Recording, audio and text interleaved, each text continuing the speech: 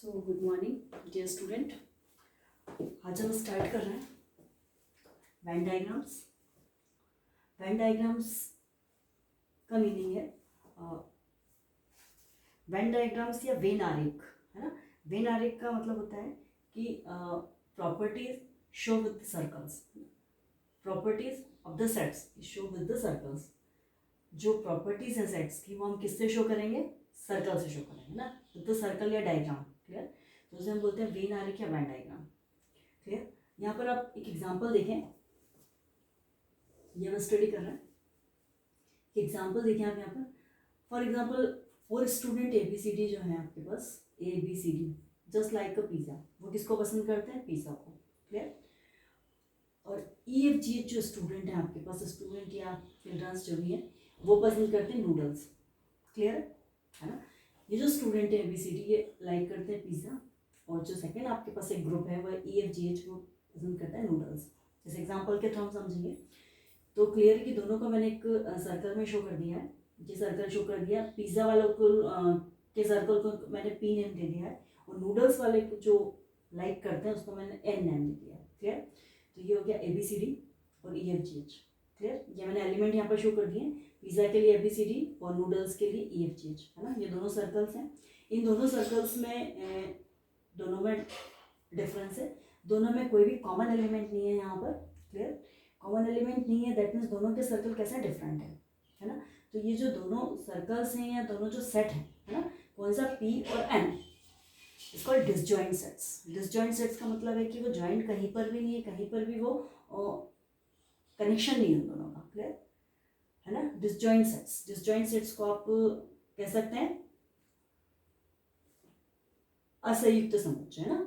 असंयुक्त समुच्चय हिंदी में से हम कहेंगे असंयुक्त समुच्चय। क्लियर? अब मैंने थोड़ा सा इसको चेंज किया कि अब मे भी पॉसिबल कि जो पिज़्ज़ा लाइक करता है, हो सकता है वो D जो है वो नूडल्स भी लाइक करे। भाई ABCD पिज़्ज़ा लाइक करता है। क्लियर? सो मे भी पॉसिबल कि D नूडल्स भी लाइक कर रहा है। तो क्लियर है कि इसको अगर मुझे सर्कल में शो करना है ना, तो मुझे उसका डायग्राम चेंज करना पड़ेगा। क्लियर? कुछ कॉमन एरिया मुझे लेना पड़ेगा कि जो D में भी आ रहा है और नूडल्स में भी आ रहा है, मतलब D पिज़्ज़ा भी लाइक कर रहा है, नूडल्स भी लाइक कर रहा है। तो उसका डायग्राम मैंने थोड़ा सा चेंज किया। फिर क्या किया यहाँ पर, दोनों सर्कल आप क्लियर कि कहीं ना कहीं ओवरलैप होगा वो, क्योंकि ये वाला कुछ पार्ट इसका यहाँ भी आएगा, क्योंकि D जो है वो नूडल्स भी लाइक कर रहा है। क्लियर? तो यहाँ पर क्या किया मैंने, एक P एक सर्कल लिया, है ना, और N एक सर्कल लिया। क्लियर है कि P जो है वो पिज़्ज़ा वाले हैं, तो सबसे पहले मैंने शो किया ABC ये वाले, वो जो D इसको होल्ड करा था, फिलहाल D नहीं लिखा। देन जो नूडल्स वाले हैं उसको मैंने FGH शो कर दिया, और D को कॉमन जो एरिया यहाँ पर शो किया, ये आपको दिख रहा होगा कॉमन एरिया, है ना। तो यहाँ पर मैंने थोड़ा सा उसका डायग्राम चेंज किया। तो ये जो डायग्राम आप देख रहे हैं, कौन सा वाला डायग्राम आप देख रहे हैं, ये वाला, ये कॉमन एरिया वाला डायग्राम है। क्लियर है ना? यहाँ पर आपके पास कुछ जो एलिमेंट्स हैं वो कॉमन आ रहे हैं। तो कॉमन के लिए अगर वो दोनों लाइक करते हैं तो यहाँ पर हम इस डायग्राम में शो करेंगे। इसके लिए मैथमेटिकल, आपको पता है कि किसी भी प्रॉपर्टी को शो करने के लिए, सेट्स की या समुच्चय की प्रॉपर्टी को शो करने के लिए हमारे पास कुछ मैथमेटिकल टर्म होती है, कुछ साइन होते हैं, है ना। सो अब हम आते हैं, ये दोनों कॉमन है जहाँ पर कि वो कॉमन एरिया आ रहा है, यहाँ पर डिफरेंट एरिया आ रहा है। तो ये आपके पास है कौन सा, ये जो दोनों सेट्स कहलाएंगे डिसजॉइंट सेट्स या संयुक्त समुच्चय, और जो सेकंड वाला डायग्राम मैं आपको बता रही हूँ वो होंगे जॉइंट सेट्स, क्या है ना, संयुक्त समुच्चय। यहाँ पर आप संयुक्त कहीं ना कहीं से वो जुड़ रहे हैं, है ना, जॉइंट हो रहा है। ठीक है, जॉइंट सेट्स हैं ये वाले। क्लियर? अब हम आते हैं हमारी प्रॉपर्टी पर कि इनको मैथमेटिकल लैंग्वेज में क्या कहेंगे, मैथमेटिकल लैंग्वेज में क्या कहा जाएगा इस प्रॉपर्टीज को। ठीक है, तो हम थर्ड वाले हमारे डायग्राम पर आते हैं। सबसे पहले देखिए आप थर्ड P और N। यहाँ पर में से जो थर्ड वाला डायग्राम है वो शो कर रहा है यूनियन, है ना, जैसे आप हिंदी में बोलते हैं संघ, यूनियन या संघ। यूनियन मतलब ऑल द एलिमेंट्स, है ना। संघ आपने बोला होगा, संघ प्रमुख या यूनियन लीडर, ये वर्ड हमने सुने हैं न्यूज़ में या मूवीज में, है ना। यूनियन लीडर, यूनियन मतलब ऑल द जितने भी हैं वो, उन सभी का। लेबर यूनियन लीडर या और भी कुछ है, तो लेबर मीन्स जितने भी लेबर उन सभी का लीडर, है ना। तो यूनियन मतलब ऑल सारे एलिमेंट्स। क्लियर? तो जब भी आप टू सेट्स में, फॉर एग्जांपल जैसे पिज़्ज़ा और नूडल्स हैं, पिज़्ज़ा और नूडल्स में मुझे सभी को शो करना है, ABCD ये भी शो करना है, नूडल्स को भी शो करना है, तो दोनों को अगर हम एक साथ शो कर रहे हैं ना, कॉमनली शो कर रहे हैं दोनों को, all the elements of P and all the elements of N, called union. इसको हम एग्जाम्पल के थ्रू भी समझेंगे। इसको हम होगा यूनियन, है ना। अब इसको डायग्राम में कैसे शो करेंगे? डायग्राम में शो करने के लिए इसका एक स्पेशल नोटेशन होता है यूनियन के लिए, ये वाला नोटेशन, यू वाला, क्लियर। P यूनियन N, इसको आप कैसे रीड करेंगे? P यूनियन N, है ना। इसका मीनिंग है क्लियर, समझ में आता है। ये वाला साइन अगर आपके पास लगा है तो all the elements of P and all the elements of N, clear. तो मैंने डायग्राम शो कर दिया इसको। ये जो आप डार्क शेड देख रहे हैं ये वाला, है ना, डार्क वाला, इसका मीनिंग है कि all the elements of P को शो कर रहा है, all the elements of N को शो कर रहा है। अब क्लियर है कि अब कॉमन एलिमेंट भी हो सकता है ना। तो कॉमन एलिमेंट जहाँ पर होंगे उसको हम वन टाइम में शो करेंगे, कॉमन एलिमेंट को वन टाइम में शो करेंगे। यहाँ पर एक्चुअली डायग्राम से कॉमन समझ में नहीं आ रहा हमें, यहाँ पर हम पूरा P को कंसीडर कर रहे हैं, N को कंसीडर कर रहे हैं, क्लियर। तो ये हो जाएगा all the elements of P, all the elements of P union N, ये यूनियन का साइन है, क्लियर। इसको हम एग्जाम्पल के थ्रू भी समझेंगे। सो डायग्राम अगर आपको ड्रॉ करना है यूनियन का तो ये होगा ऑल एलिमेंट्स, क्लियर। सेकेंड वाला आप देखिए, सेकेंड आपके पास और आएगा P N, देन इंटरसेक्शन। पहले हम इंटरसेक्शन को कैलकुलेट करते हैं। इंटरसेक्शन मतलब होता है सर्वनिष्ठ, क्लियर। इंटरसेक्शन, सर्वनिष्ठ का मतलब जैसे कि उसके नाम से ही क्लियर होता है, सभी जगह विद्यमान, है ना। P में भी आ रहा, N में भी आ रहा, S में भी आ रहा, T में भी आ रहा, मतलब कॉमन एलिमेंट, क्लियर। इंटरसेक्शन का मीनिंग हुआ कॉमन एलिमेंट। जब भी आप प्रॉपर्टीज या सेट्स के लिए हम इंटरसेक्शन कैलकुलेट करेंगे, है ना, या सर्वनिष्ठ निकालेंगे, तो हमें वो आंसर होगा हमारा जो दोनों में आ रहा है या तीनों में आ रहा है। भाई 3 सेट्स आपके पास है ABC का आपको इंटरसेक्शन कैलकुलेट करना है। तो इंटरसेक्शन में आप जो A में भी अवेलेबल है, B में भी अवेलेबल है और C में भी अवेलेबल, तीनों में आंसर आ रहा है, क्लियर।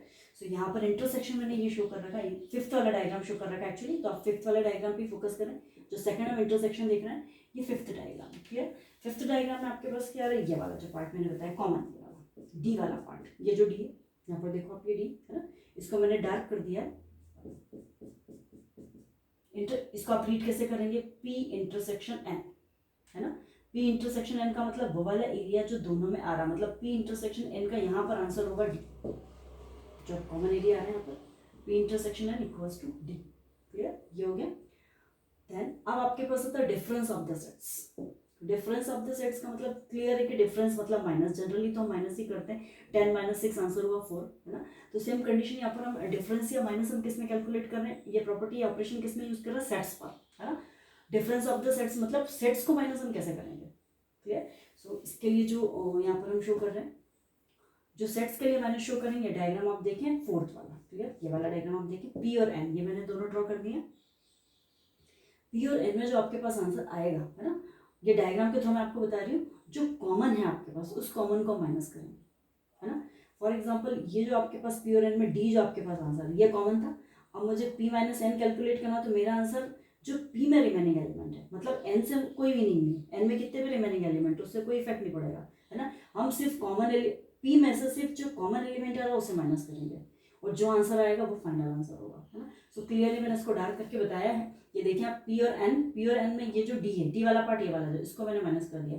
तो P - N का जो आंसर आपके पास आएगा वो सिर्फ जो डार्क किया हुआ ये वाला आंसर आएगा, रिमेनिंग एलिमेंट, क्लियर। ये P - N को शो कर रहा है। हम इसे सेट्स में भी देखेंगे कि सेट्स में कैसे सॉल्व होगा, क्लियर।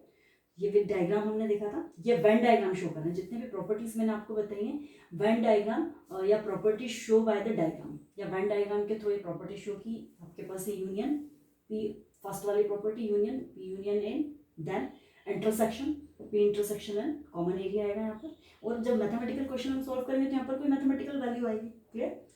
देन माइनस या डिफरेंस P - N ये होगा। देन आपके पास है कॉम्प्लीमेंट ऑफ सेट्स, इसे हम नेक्स्ट उसमें सॉल्व करते हैं। कॉम्प्लीमेंट ऑफ सेट्स ये वाला भी देख लेते हैं, कॉम्प्लीमेंट।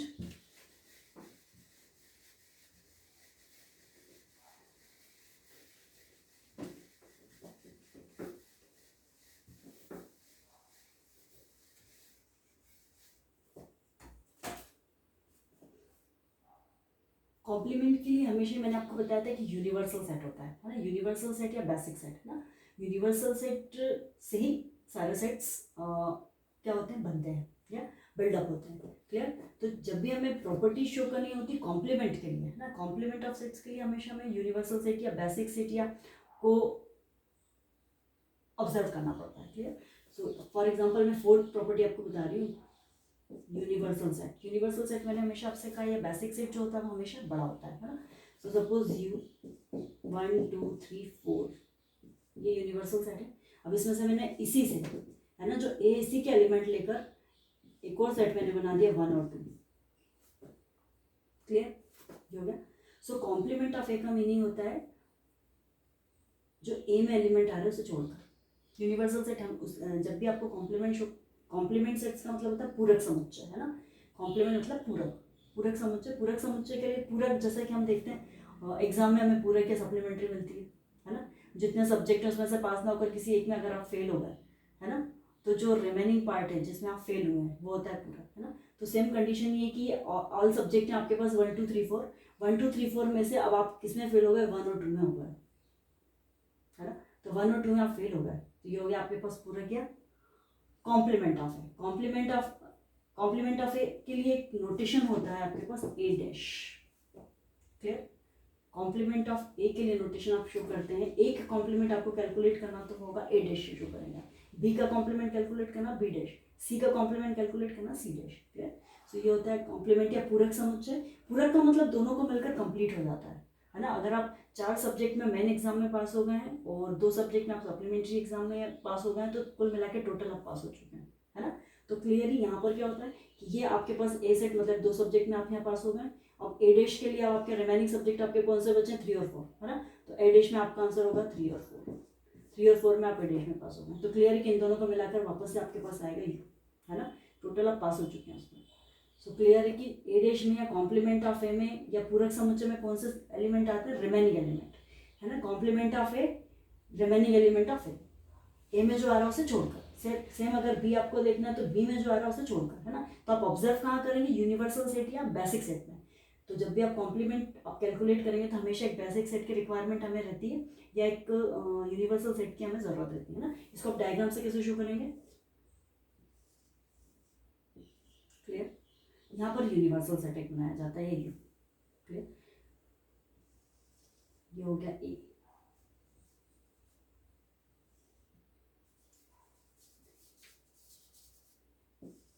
क्लियर। इसको मैं यहाँ ए शो कर देती हूँ। अब आपको कॉम्प्लीमेंट शो करना है तो क्लियर है कि ए को छोड़कर ये पूरा यू बन रहा है आपके पास 1 2 3 4 वाला। मैंने नंबर शो नहीं किया यहाँ पर, है ना। 1 2 3 4 है और ये जो आ रहा है ए को शो किया है मैंने। अब ए डैश अगर मुझे शो करना है मतलब remaining part of A outside, ये वाला पूरक समुच्चय, है ना। ये आपके पास आ रहा है पूरक समुच्चय।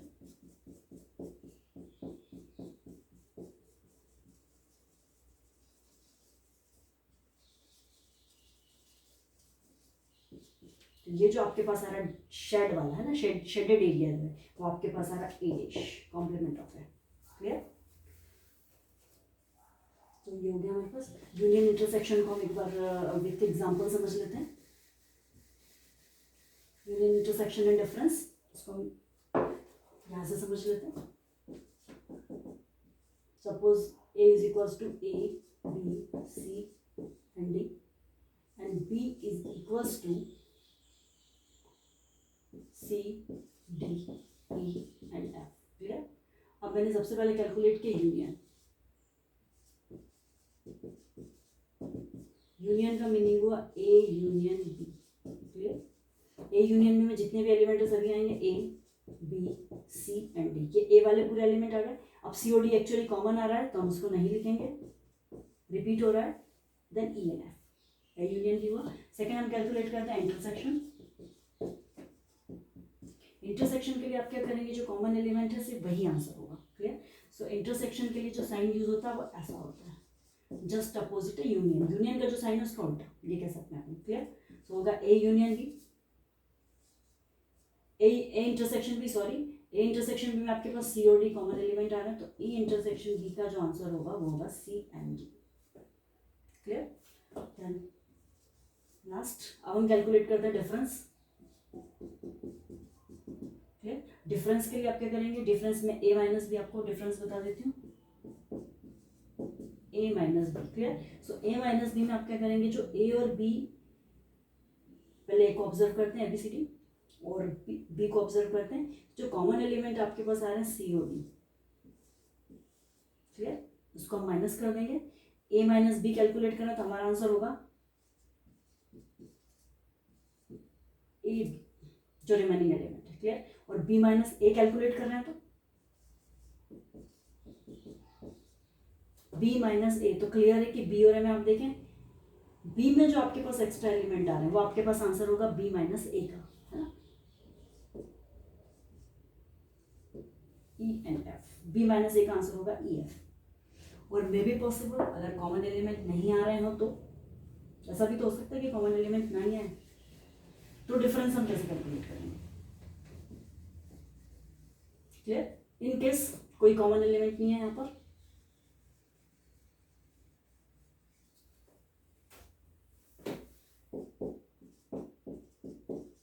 कोई कॉमन एलिमेंट नहीं, A is equal to A B C to B equal to 1 2 3 4, या कॉमन एलिमेंट है ही नहीं। अब आपको ए माइनस बी कैलकुलेट करना तो क्या आंसर होगा आपका, यस क्लियर है कि ए माइनस बी में कोई कॉमन एलिमेंट नहीं, तो आपका आंसर सिर्फ ए बी सी डी होगा।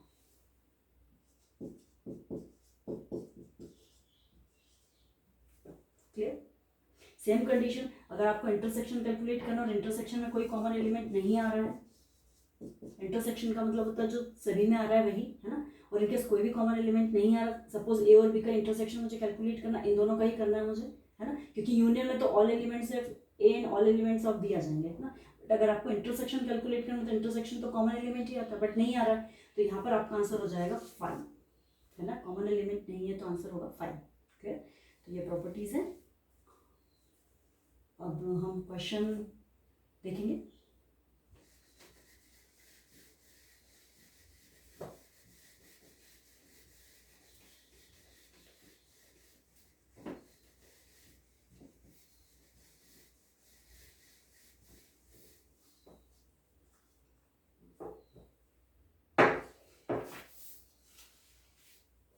वन 1.4 फर्स्ट और सेकेंड जो क्वेश्चन है, first find the union of the each of the following pairs of the sets, है ना। और सेम जो क्वेश्चन नंबर 5 है वो भी यही है कि find the intersection of each pair of the sets in question. मतलब क्वेश्चन 1 में जितने भी सेट्स हैं उन सभी का आपको यूनियन भी कैलकुलेट करना और इंटरसेक्शन भी कैलकुलेट करना, मतलब संघ और सर्वनिष्ठ, क्लियर। ये करना है आपको। सो सबसे पहले हम फर्स्ट और सेकेंड तो आप ही करेंगे क्योंकि सिंपल है वो, उसमें आपको कुछ भी नहीं करना है। और फिर भी देख लेते हैं क्वेश्चन नंबर फर्स्ट 1.4 का।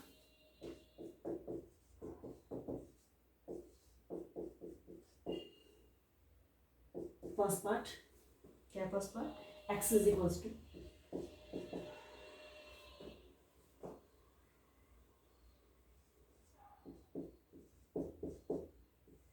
135 and y is equals to 1 2 3,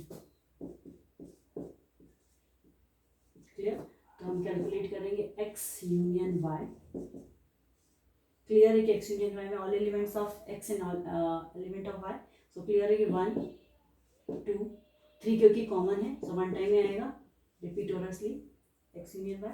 then हमने कैलकुलेट किया x इंटरसेक्शन y, ठीक है। x इंटरसेक्शन y का मीन्स है कॉमन एलिमेंट, तो कॉमन एलिमेंट हमारे पास क्या आ रहा है, 1 आ रहा है, और कोई कॉमन आ रहा है 3 आ रहा है, ठीक। सो हमारे यहाँ पर आंसर होगा 1 एंड 3, क्लियर। सेम बाकी जो क्वेश्चन है आपको बिल्डर फॉर्म में दिए गए, तो पहले आपको रोस्टर फॉर्म में कन्वर्ट करना पड़ेगा और देन आप कैलकुलेट करेंगे उसे, है ना। एक और पार्ट देख लेते हैं हम इसका।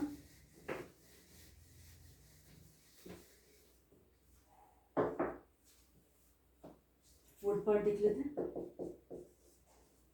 फोर्थ पार्ट में बिल्डर फॉर्म में आपको दिया गया a is equal to X, that X is the natural number, है ना। ए में जो आपको नोटेशन दिया गया है, ए में नोटेशन है हमारे पास 1, x such that x is the natural number,